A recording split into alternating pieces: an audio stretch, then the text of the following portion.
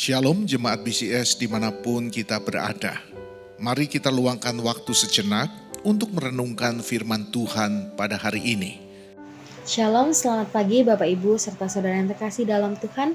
Hari ini kita akan merenungkan satu kalimat indah dari nyanyian Musa setelah Tuhan menolong bangsa Israel keluar dari Mesir.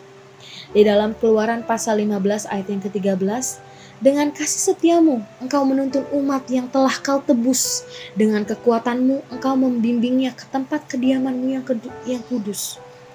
Bapak Ibu, dalam Keluaran pasal 15 ayat yang ke-13 ini bukan sekedar pujian, tetapi pengakuan akan siapakah Allah itu, Allah penebus dan Allah penuntun.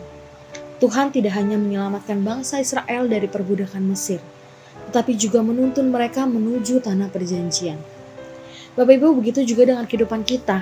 Kita tidak hanya ditebus untuk diselamatkan dari dosa, tetapi juga untuk dituntun menjalani hidup yang sesuai dengan rencana Tuhan. Tentu Bapak Ibu, setiap seperti kendaraan yang perlu pengemudi, hidup manusia juga dipengaruhi oleh siapa yang memegang arah. Kita bisa dikendalikan oleh 3 hal. Hal yang pertama oleh iblis. Di dalam firman Tuhan 1 Petrus pasal 5 ayat yang ke-8 bahwa iblis berjalan keliling seperti singa yang mengaum, mencari orang yang bisa ditelannya. Iblis bekerja dengan cara yang halus, menanamkan ketakutan, keraguan, kecemasan, dan bahkan godaan. Iblis tahu bahwa jika kita mulai meragukan janji Tuhan, kita akan mengambil jalannya sendiri. Tapi Bapak Ibu, orang yang hidup dalam tuntunan Tuhan tentu tidak mudah untuk digoyahkan. Karena orang yang hidup dalam tuntunan Tuhan punya senjata rohani seperti firman Tuhan, doa dan persekutuan dengan Tuhan. Bapak Ibu, jangan biarkan iblis memegang kemudi kehidupan kita. Sekali iblis menguasai arah hidup kita, ujungnya adalah kebinasaan. Lalu hal yang kedua, di dalam Galatia pasal 5 ayat yang ke-17 berkata bahwa keinginan daging bertentangan dengan keinginan roh. Kadang kita berpikir, saya tahu apa yang terbaik untuk hidup saya. Tetapi banyak orang justru tersesat karena hidup mengikuti kehendak sendiri. Contoh yang jelas adalah Lot. Saat ia memilih tinggal di Sodom, dia hanya melihat kesuburan tanahnya, tetapi tidak memperhatikan moral dan kondisi kerohaniannya. Akibatnya ia nyaris kehilangan segalanya. Berbeda dengan Abraham yang menjalani hidupnya dengan pimpinan Tuhan. Walau dia tidak selalu mudah, namun arah hidup Abraham jelas. Ia hidup dalam janji dan berkat yang Tuhan berikan. Lalu hal yang ketiga, jika kita hidup dipimpin oleh Tuhan, kembali dalam Keluaran pasal 15 ayat yang ke-13, Musa menyebut 2 hal, kasih setia Tuhan dan kekuatan Tuhan. Kasih setianya menuntun dan kekuatannya yang membimbing.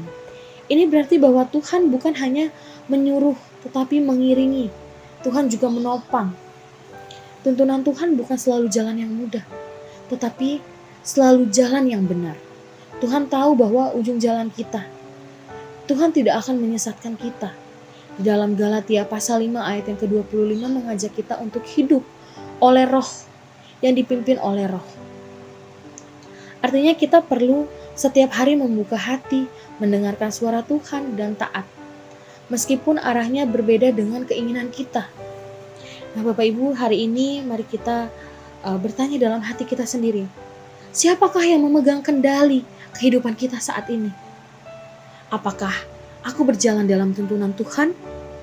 Atau apakah kita sedang menuruti keinginan kita sendiri? Atau bahkan kita diperdaya oleh si iblis?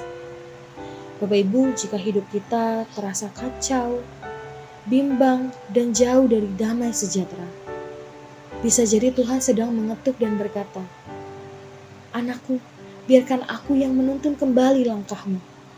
Hidup dalam tuntunan Tuhan berarti menyerahkan segala hal kepada Dia yang tahu ujung dari setiap perjalanan. Tuhan yang sama yang membawa bangsa Israel keluar dari Mesir adalah Tuhan yang sama yang memimpin kita hari ini. Dia menebus kita bukan hanya untuk menyelamatkan, tetapi untuk menuntun kita masuk ke dalam rencana yang kudus dan mulia. Mari kita serahkan kembali kemudi hidup kita kepada Tuhan. Biarkan kasih setia dan kekuatan yang memimpin kita setiap langkah kehidupan kita. Bapak Ibu, mari kita bersatu dalam doa. Tuhan, terima kasih untuk kasih setia Tuhan yang tidak pernah berubah dalam kehidupan kami. Tuhan bukan hanya menyelamatkan kami, tetapi Tuhan juga bersedia untuk menuntun kehidupan kami setiap hari. Tuhan ampuni kami kalau selama ini kami seringkali mengandalkan diri kami sendiri atau bahkan memberi ruang bagi si jahat Tuhan. Hari ini kami mau menyerahkan kembali arah hidup kami kepada Tuhan. Pimpin kami Tuhan dengan Roh Kudus Tuhan, supaya kami hidup dalam kemenangan dan kebenaran Tuhan. Terima kasih Tuhan, hanya di dalam nama Tuhan Yesus Kristus kami berdoa. Amin. Demikian renungan harian kita pada hari ini. Mari kita terus rindu menjadi murid Kristus bersama keluarga Allah. Tuhan Yesus memberkati.